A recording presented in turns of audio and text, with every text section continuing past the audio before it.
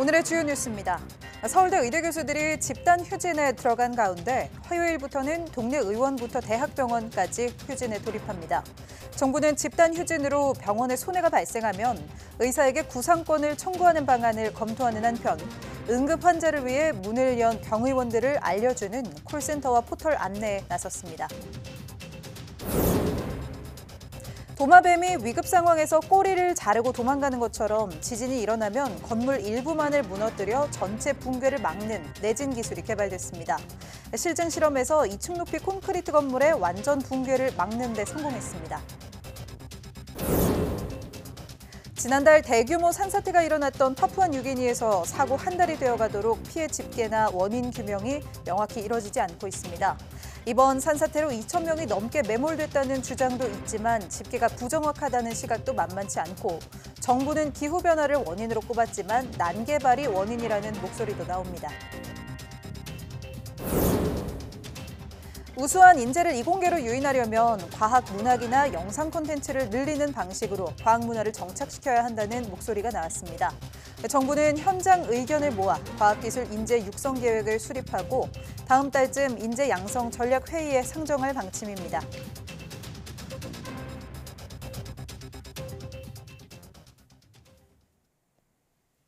여러분 안녕하십니까? 사이언스 투데이 시작합니다. 서울대 병원을 비롯한 서울의대 4개 병원 교수들이 정부의 의료 정책에 반발하며 무기한 휴진에 들어갔습니다. 서울의대 교수 비대위는 진료 교수 가운데 54.7%인 529명이 휴진이나 수술 일정 등 연기 조치에 참여한다고 밝혔습니다. 응급, 중증 환자와 희귀, 난치 환자, 신장 투석실, 분만 등은 휴진 대상에서 제외했으며 진료를 미뤄도 큰 영향이 없는 환자의 외래 진료와 수술을 중단한다고 설명했습니다. 또한 휴진 중에도 교수들이 병원에 상주해 긴급하다고 판단되는 외래 환자에게는 진료를 제공하기로 했습니다. 비대위 측은 정부가 전공의에 대한 행정처분을 취소하고 의료사태 정상화를 위해 합리적인 조치를 할 때까지 휴진을 지속할 계획이라고 밝혔습니다. 의대 교수들의 집단 휴진이 장기화할 경우 정부가 의료진을 상대로 구상권을 청구하는 방안도 검토하겠다고 경고했습니다. 정부가 병원의 손실을 먼저 배상해주고 나중에 의사들에게 이를 청구한다는 건데 현실화된다면 길고 까다로운 소송전으로 번질 우려가 큽니다. 보도에 신지원 기자입니다. 정부는 의대 교수들의 집단 휴진으로 병원이 손해를 입을 경우 참여 교수들에게 구상권 청구를 검토하겠다고 밝혔습니다. 정부가 병원의 손해를 우선 배상해주고 나중에 이 금액을 진료 거부에 참여한 의대 교수들에게 다시 청구한다는 겁니다. 이를 위해서는 우선 병원의 손해가 실제로 집단 휴진 때문에 발생한 게 맞는지 또 정확히 얼마의 손해가 났는지 입증해야 합니다. 그냥 막연하게 내가 손해가 발생했다가 아니라 이게 구체적으로 얼마의 손해가 발생했다는 것을 증명을 할 수가 있어야 되고 그리고 이 손해와 이 불법 행위라든지 채무 불이행 이 행위가 인과관계가 있어야 됩니다. 그런데 이 인과관계를 증명하는 것이 쉽지가 않거든요. 이미 사직서를 제출한 의대 교수와 전공의들에 대해서는 정부의 구상권이 성립하기 어렵다는 해석이 우세합니다.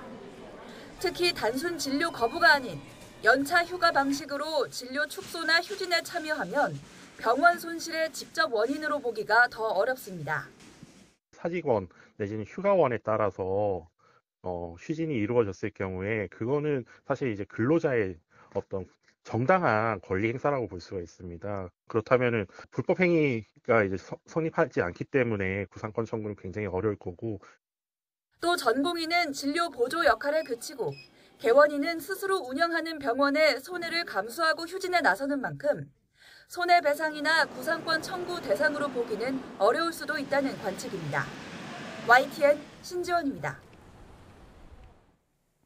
교육부가 지난주 복귀하는 의대생들의 집단 유급 방지를 위한 비상학사 운영 가이드라인을 마련한다고 밝혔지만 의대생들의 복귀 조짐은 나타나지 않고 있습니다.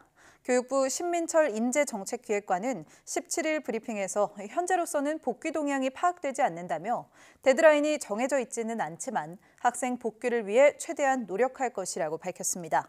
또 대한의사협회가 의대 증원 원점 재논의를 정부가 수용할 경우 집단 휴진을 재검토할 것이라고 밝힌 데 대해 이미 2025학년도 의대 증원은 확정이라고 강조했습니다. 의료계의 집단 휴진을 앞두고 정부가 진료를 유지하거나 비대면 진료를 하는 병원이나 의원 안내에 나섰습니다. 의사협회 집단 휴진 당일인 18일 문을 여는 병원을 전화로 안내받으려면 보건복지부 콜센터 129번이나 국민건강보험공단 또는 건강보험심사평가원 콜센터를 통하면 됩니다. 인터넷으로는 응급의료 포털에 들어가 시군구별로 문 여는 병원과 의원을 확인할 수 있습니다. 스마트폰에서는 응급의료 정보 제공 애플리케이션을 내려받아 가까운 지역에서 진료 중인 병원을 찾을 수 있습니다. 또 비대면 진료를 볼 수 있는 곳은 건강보험심사평가원 홈페이지에서 확인할 수 있습니다. 전 국민을 대상으로 한 코로나19 백신 무료 접종이 이번 달 종료됩니다. 질병관리청은 현재 공급된 코로나19 백신을 이달까지 무료 접종할 수 있고 새 접종절기가 시작하는 오는 10월부터는 유료화된다고 설명했습니다. 단 65세 이상과 면역 저하자, 감염 취약시설 입소자 등 고위험군은 무료 접종이 유지됩니다. 10월부터 접종하는 코로나19 백신은 세계적으로 유행하는 변이에 더 효과가 있는 신규 백신을 활용할 예정이며 현재 허가와 승인 절차가 진행 중입니다. 낮 기온이 30도를 오르내리면서 벌써 여름이 찾아온 것 같습니다. 이런 노출의 계절엔 제모제를 찾는 사람이 많아지는데요. 사용법이 간단하지만 올바로 쓰지 않으면 부작용이 생길 수 있어 주의가 필요합니다. 이문석 기자가 전합니다. 6월인데 벌써 한여름 기온입니다. 더위에 옷이 짧아지고 노출 부위가 넓어지면서 제모하려는 사람도 늘어납니다. 하지만 제모제를 올바로 사용하지 않으면 부작용에 고생할 수 있어 주의해야 합니다. 제모제는 물리적인 방법 대신 화학 성분으로 털을 끊어지게 하는 기능성 화장품.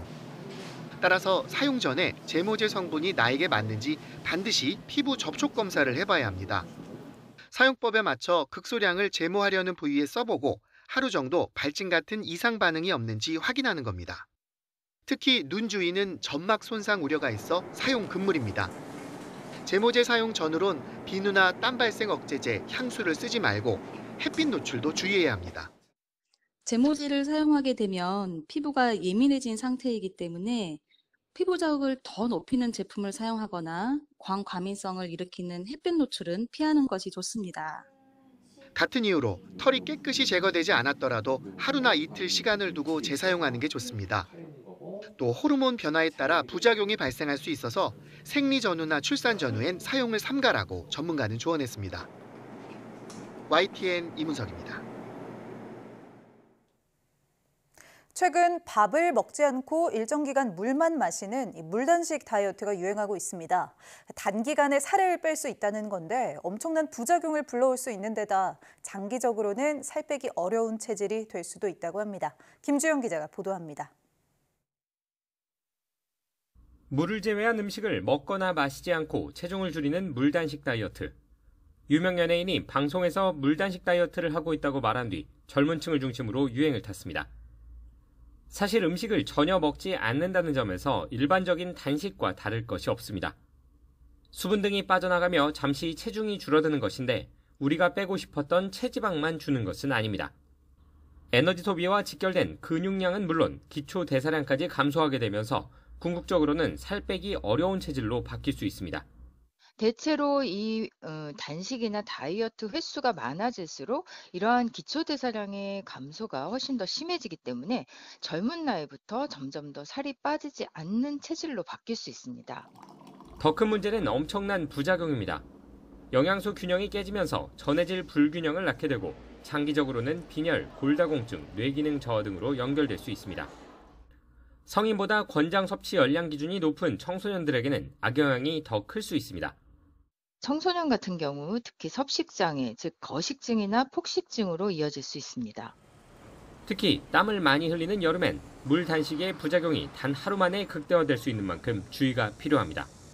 YTN 김주영입니다.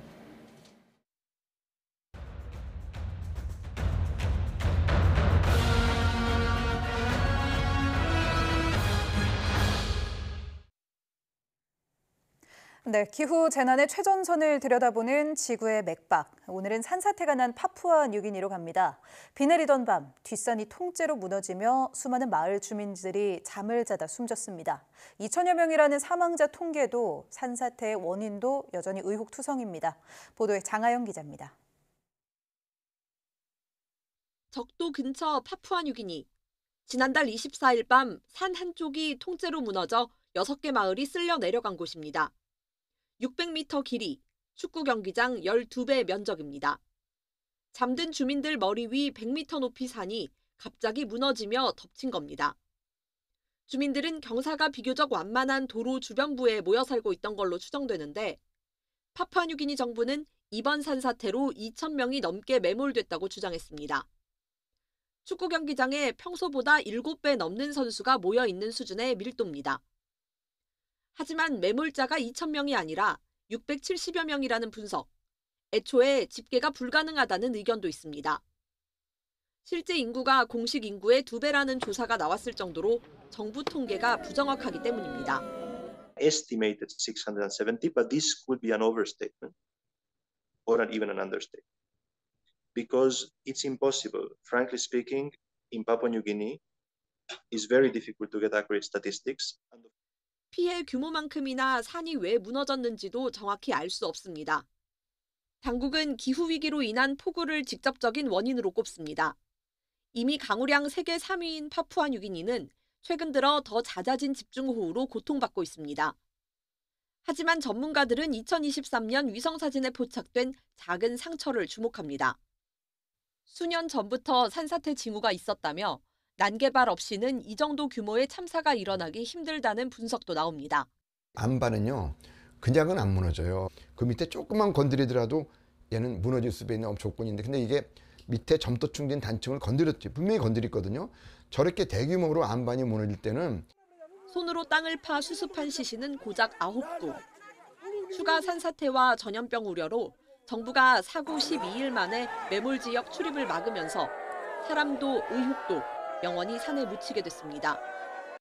원인 규명도 대책도 없이 참사를 밀봉했지만 또 다른 재난 위험은 여전히 진행 중입니다. YTN 장하영입니다. 미국 로스앤젤레스 북서부에서 큰 불이 났습니다. 1,200여 명이 긴급 대피했는데 강한 바람으로 진화에 어려움을 겪고 있습니다. 신웅진 기자입니다. 소방대원들이 호스를 메고 산등성이를 따라 계속 진화 작업을 벌이고 있습니다. 하지만 불길이 퍼지는 속도가 더 빨라 역부족입니다. 산불은 현지 시간 16일 낮 1시 45분쯤 LA 북서쪽으로 100km 떨어진 5번 고속도로 일대에서 발생한 것으로 전해졌습니다. 불은 최대 시속 48km의 강풍을 타고 퍼져 45제곱킬로미터 면적을 태웠습니다. 상업용 건물 2채가 소실됐으며 아직 인명 피해는 확인되지 않았습니다. 불길이 잡히지 않자 소방당국은 부근 휴양지에 머물던 1,200여 명을 긴급 대피시켰고 피라미드 호수 일대도 폐쇄했습니다.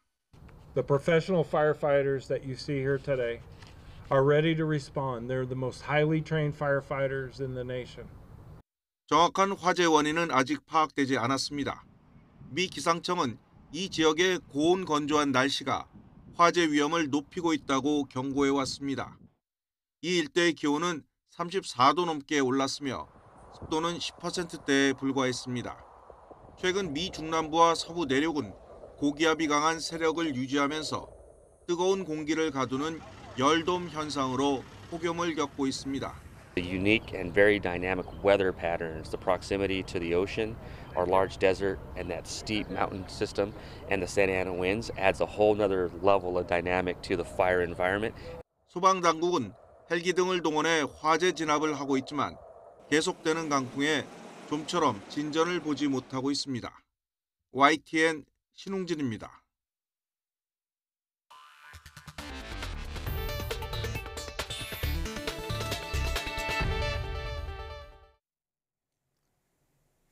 지진과 같은 자연재해로 건물이 무너지면 피해 규모는 기하급수적으로 늘어나게 되는데요.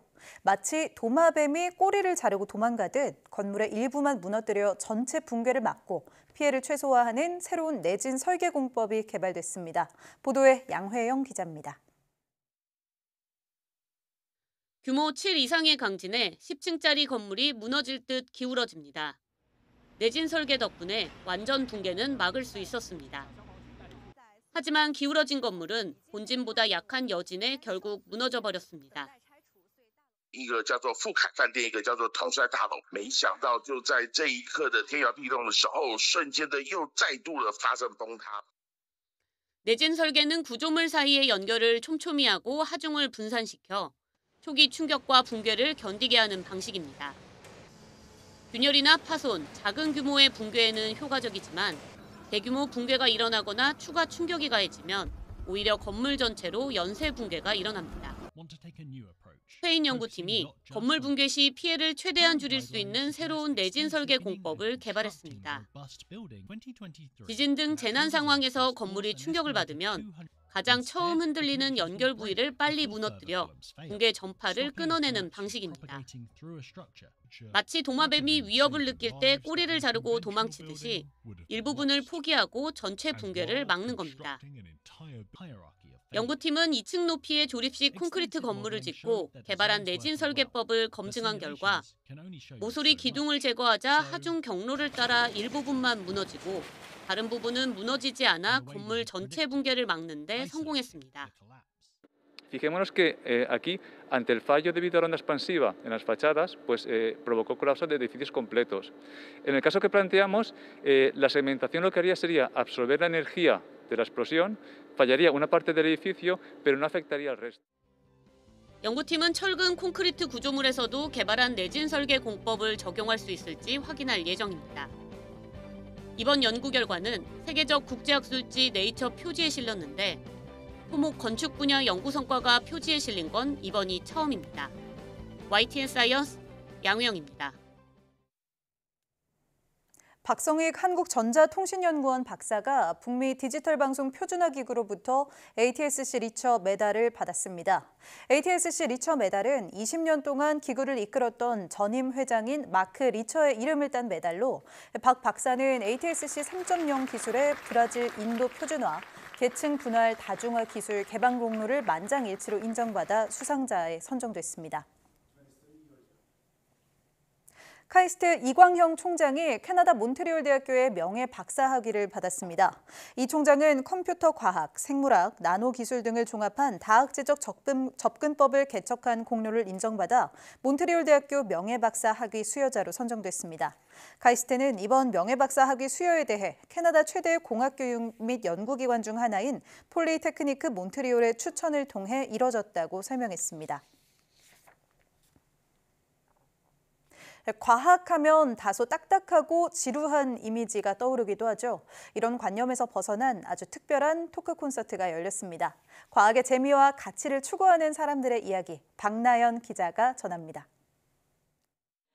제가 사실 우주에 언젠가 가보고 싶다 이런 꿈을 갖고 있는데 물속에 들어가면은 뭔가 떠 있잖아요, 몸이. 그래서 뭔가 떠다니는 느낌도 들면서 다양한 궁금증을 과학적으로 풀어내는 유튜버 이보람 씨의 취미는 스쿠버 다이빙입니다. 평소 즐기는 여가 활동에서도 과학에 대한 애정이 묻어납니다. 과학이라는 공통분모를 가진 사람들이 한데 모여 과학기술인으로 살아가는 의미와 가치를 이야기하는 자리가 마련됐습니다. 천문학 박사이자 SF 소설을 쓰는 해도연 작가는 지금까지 활동할 수 있게 한 원동력으로 한 독자평을 꼽았습니다. 그 작품에 들어간 과학적 오류에 대해서 쫙 이거 틀렸으니까 문제다라고 말씀해 주신 게 아니라 너무 재밌게 봤는데 이런 부분에서 오류가 있는 것 같다.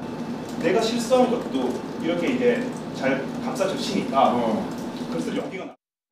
참석자들은 우수인재를 이공계로 유인하려면 과학의 즐거움과 가치를 느낄 수 있는 과학 문화를 정착시켜야 한다고 강조했습니다. 특히 과학자도 얼마든지 스타가 될 수 있다며 국민이 접할 수 있는 과학문화 활동이 보다 늘어나야 한다고 조언했습니다. 과기정통부 역시 올해 R&D 예산 축소 상황에서도 젊은 과학자 육성을 강조하고 있습니다. 올해 젊은 이공계 연구자의 우수 신진 연구에 지난해보다 약 25% 늘어난 2,702억 원을 투입하고 박사후 연구원 연수와 장기 연구 등을 지원합니다. 또 민관합동 TF팀을 출범해 현장의 목소리를 직접 듣고 연구개발 생태계 혁신과 과학문화 확산 등 이공계 활성화를 위한 대책 논의를 이어왔습니다.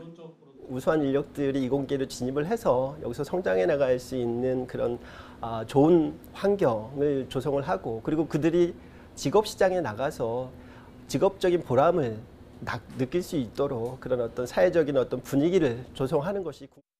과기정통부는 6번의 TF 회의를 통해 모인 의견을 종합해 이공계 인재가 연구에 전념할 수 있는 환경 조성에 앞장선다는 방침입니다. TF는 과학인재 육성 계획을 수립하고 늦어도 7월 중에는 인재 양성 전략회의에 상정할 예정입니다. YTN 사이언스 박나연입니다. 인공지능, AI가 이미 우리 생활 깊숙이 파고들고 있는 가운데 영화 시장으로도 영역을 넓히기 시작했습니다. AI를 주제로 하거나 AI가 생성한 영상으로 만든 영화를 대상으로 하는 국제 AI 메타버스 영화제가 국내 최초로 열렸습니다. 이윤재 기자가 다녀왔습니다. 나무와 산, 구름과 태양이 어우러진 자연, 몽환적인 분위기 속에 여성 캐릭터가 나타나 해를 끌어내리자 밤이 찾아옵니다. 러시아 감독이 만든 자장가라는 단편으로 영상 전체를 인공지능, 즉 AI를 활용해 만들었습니다. Когда искусственный интеллект только появился, мне было интересно попробовать его возможности. И вот первое, что я решил сделать такого большого, крупного, это я решил сделать фильм. 국내 최초 AI 영화제가 경북 구미에서 열렸습니다. 영화제는 AI를 소재로 한 영화 부문과 AI가 생성한 화면으로 작품을 구성한 영상 부문으로 나뉩니다. 아직은 낯선 분야지만 42개 나라 500편이 넘는 작품이 경쟁하면서 가능성을 보였습니다. AI 포함해서 메타버스 영화제 42국에서 527편이 들었다는 것은 매우 고무적인 일이고, 그 기술과 문화가 함께 가는 그런 거기 때문에 앞으로 영속성이 있다 생각하고. 영화계는 앞으로 AI가 산업 전반에 퍼져 새로운 시장을 만들 거로 내다봤습니다. 이 AI로 만드는 것이 새로운 블루오션으로 급팽창할 것이다. 그래서 이 시장은 대체되는 게 아니고요, 공존하고 또 이쪽에 그 다른 수익 창출을 만드는 시장이 될 것이다, 이렇게 생각합니다. 지자체는 AI를 활용한 영상 산업이 기술 기반을 갖출 수 있게 지원할 계획입니다. 산업 도시와 또 문화 예술이 합쳐지는 그런 영화제로서 의미가 있겠고요. 앞으로 우리 영화제뿐만 아니라 메타버스 산업 이런 쪽에 더 육성하도록 그렇게 하겠습니다. 다만 아직은 기술적인 한계나 AI가 학습하는 정보의 편향성, 윤리적 문제 등 해결 과제도 적지 않은 상황. AI 영화제가 영화 산업의 새로운 기술을 확산시키는 촉매 역할을 할 수 있을지 주목됩니다. YTN 이윤재입니다.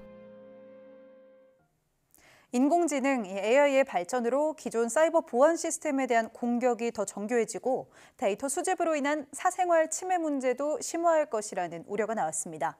국가정보원과 과학기술정보통신부 등 정보부처가 공동으로 내놓은 올해 국가정보보호 백서는 지난해보다 AI 관련 분량을 대폭 확대해 실으며 이같이 전망했습니다.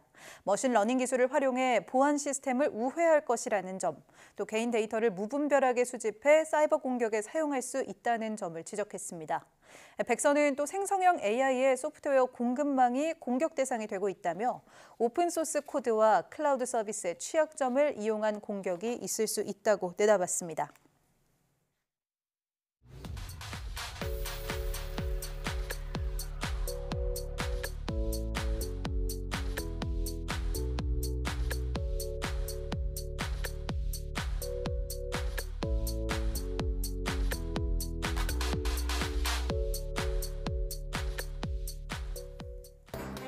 고무줄 프로펠러로 만들어 날려본 비행기, 또 여름철 운동장에서 만들어본 페트병 물로켓처럼 어린 시절의 즐거운 추억들 중엔 과학과 연관된 것들이 생각보다 많죠. 오늘 전해드린 소식처럼 모두가 즐길 수 있는 과학문화 확산이 미래를 이끌 이공계 인재들을 위한 마중물이 되어주기를 기대해봅니다. 뉴스 마칩니다. 고맙습니다.